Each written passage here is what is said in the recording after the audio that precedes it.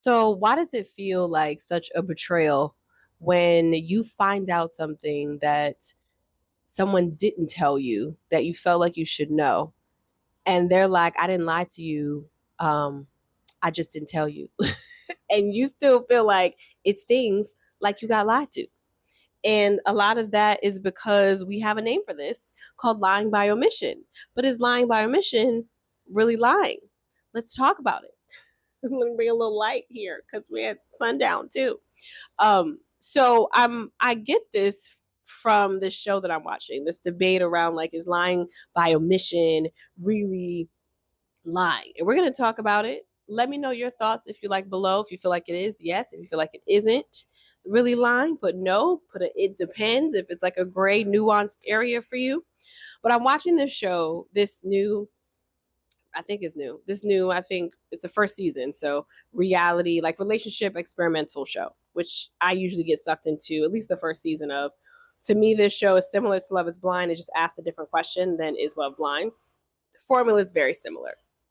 So these couples all, well, not they're couples, they're singles. They all get together in this like wintry, like cabiny place, and they're mixing and mingling. It's like a big mixer, they're mixing and mingling. And it's not it's not the super glamorous thing like you see on like some of these shows where they're in the island of Fiji and they're wearing like full on gowns. It feels really chill. It feels really genuine and organic for like a show that's obviously contrived in some ways. And the idea is that if they meet someone in conversing with all these people and getting to know people and people getting to know them, if they meet someone with whom they have a connection, they feel connected, there's an attraction, the conversation is flowing, they want to get to know this person more, they continue to get to know that person. And then at some point they get to decide whether or not they feel as if this is a person that I want to continue the experiment with exclusively. So then we have a couple that's on the cusp of making this decision. Like, I think you're the person that I want to continue this experiment with exclusively. So then you walk up, you go to this mountain top together, and you share a few truths, and you both decide whether you want to move to the next phase of the experiment together, exclusively, dating. And that person essentially becomes your boyfriend or girlfriend. And this couple is in that space. They're having their conversation, they're sharing their truths, and she asked him two very direct questions that she wanted to know. She asked them in the same breath. She probably should have asked them separately because what happened was interesting. She asked him, does he have kids and does he want kids? And she asked it just like that, all of that together. In that moment, he made a choice. He made a choice because he answered the question, does he want kids? And he was like, yeah, yeah, yeah, I want kids. If I'm with somebody that does want kids, I just don't want to have kids out of wedlock. I want to be married before I have kids. And he's like sharing all of his, stuff around that and why. And he's really doubling down on this question. So much so that I think just sis forgot that she also asked, does he have kids? Because he did not answer that question. Okay. So that was very interesting that he chose in that moment. You can see he chose not to answer that question, even though she asked it. And she just, gobbled up his response around if he wanted kids. And then later we find out there was an assumption made by her that he didn't have kids. Fair enough, because he was like, yeah, if I would want kids with the right person in a marriage. He didn't say anything about having kids. So she finds out a little later, not much later, but once they decide that they're going to move on exclusively with each other, once she made the decision and he made the decision, then he divulges that he has kids. And she's like, I didn't think you had kids. And what's so sad because of the editing of these shows was that the some of the other women asked her like, oh, does he have kids? And she's like, no, he doesn't have kids, but he wants, like, so she's like, really doesn't think this man has kids. And he tells her that same day, that same evening later on, that he does have kids. And she's like, I'm pretty sure I asked you if you had kids, and I didn't think you had kids. Like, you didn't say you had kids. And he was like, well, I just felt like, one hurdle at a time. I was definitely going to tell you. I wasn't trying to hide it from you. But you can tell, even though she got over it fairly quickly, and she was like, okay, it's cool that you don't have kids. I mean, it's cool that you have kids, but you could also tell she felt a little some type of way. There was a little bit of pang, like, why didn't you just tell me that you have kids? Because he did not. Because. So let's get into the why we don't do certain things. That would be considered a lying by omission. And I would say that lying by omission is when you omit something that the other person should know about. Like if you racked up a credit card with your partner and you take care of the credit stuff and you're just not telling them what's up and you're not sure exactly how to fix and you just don't tell them. No, you didn't lie to them. However, you didn't tell them something that they needed to hear, so when they find out, it may sting as if you lied because you didn't divulge the information, right? So it's the lie the nuance part of the lying by omission is that you kind of know that the other person should know this information. That's the caveat. Like they should know. So if you're keeping it, why are you keeping it? That's the key. The understanding, the awareness of why we keep. And it's this kind of infinity I'm doing it wrong. Am I doing this infinity symbol is like, I feel like I'm not doing it right, like an 8 on its side, but it's just not doing what I wanted to do. But ultimately, it's this kind of infinity symbol of a reason that keeps coming full circle. It is one, we don't feel safe or comfortable sharing or divulging whatever that thing is. And two, which is another side of the same coin. That's why I said it's a very cyclical thing, is that we are very attached to whatever our partner's response is going to be. Are they going to be angry at me? Are they going to be ticked off? I don't want to deal with that. Are they going to be sad or stressed if I tell them this and I don't want to hurt them or stress them out? Are they going to be just upset and quiet and give me the silent treatment and walk away? Are they going to make me feel bad about what it is that I said? Am I going to feel more guilt or shame about this thing if guilt and shame are some of the things that I am feeling? And,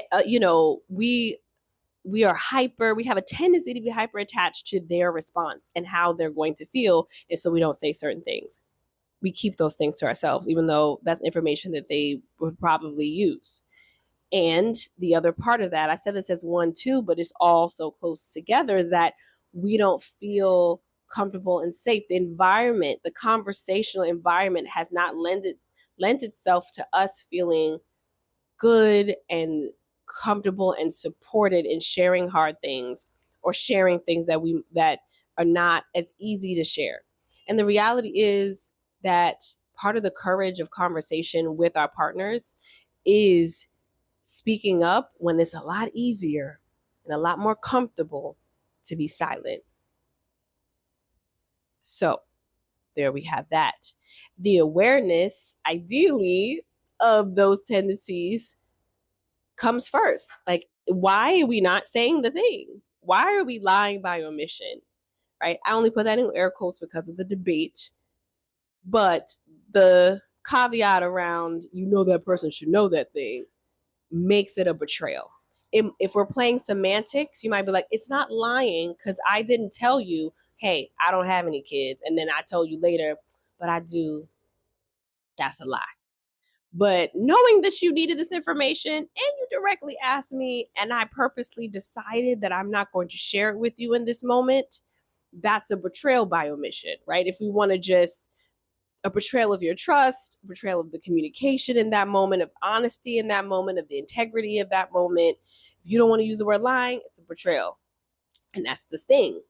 So awareness of why we do it, in my experience personally, in my experience just working with couples, in my experience with having conversations with other couples, that is a lot of it.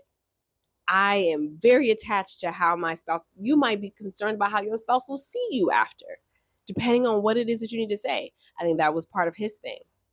This man was up there in age, and that was already a hard thing for him to share. And he didn't want to share another hard thing that I have kids that's probably around your age, and that would be hard for me to divulge. I want to know you're all in first before I share this, but you robbed her.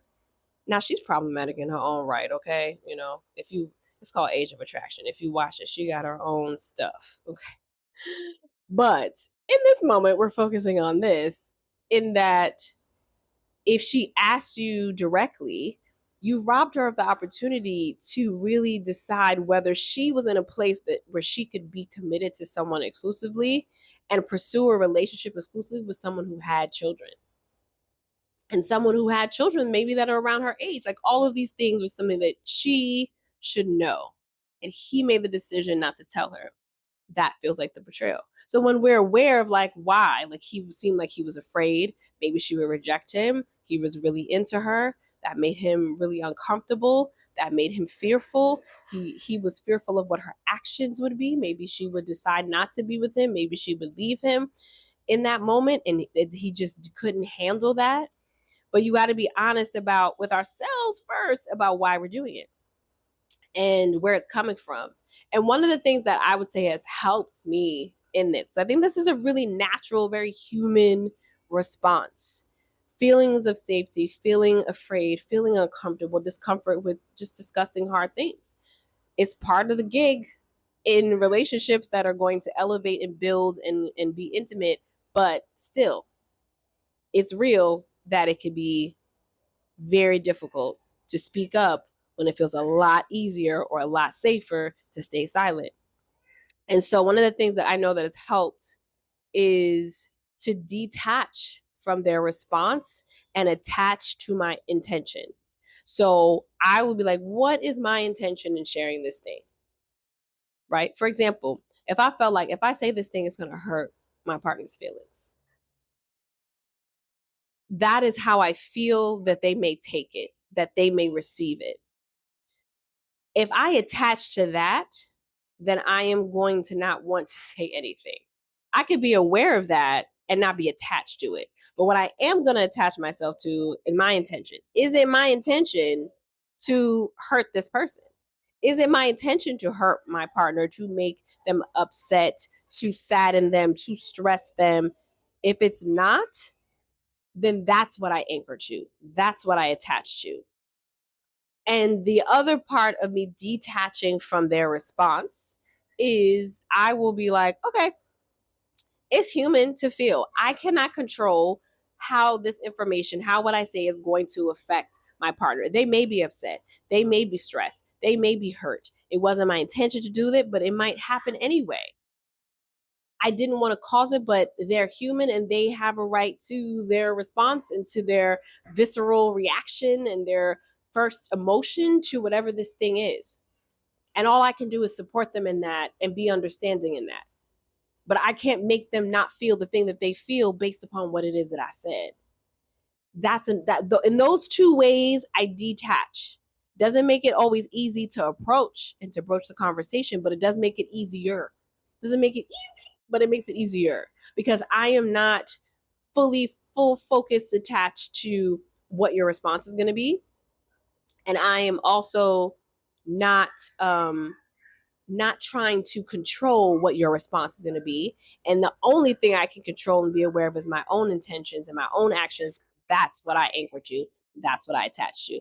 That has been extremely helpful in just broaching hard conversations and saying things and not consciously or unconsciously lying by omission to my partner, which feels way more like a betrayal than most likely anything that I can honestly say, even if they get ticked off.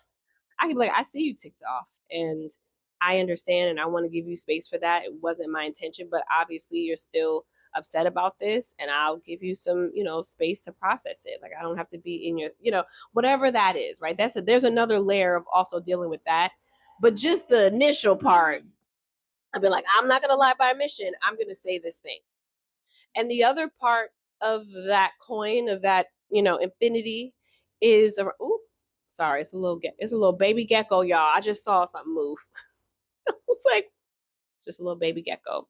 They're cute. Doesn't bother me. The other part of that is I don't we both work on creating an environment where both of us feel comfortable and safe to share hard things.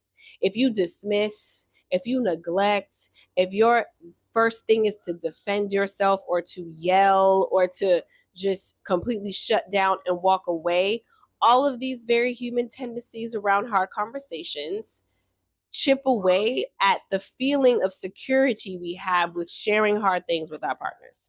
And it chips away at our opportunities to continue to grow in intimacy.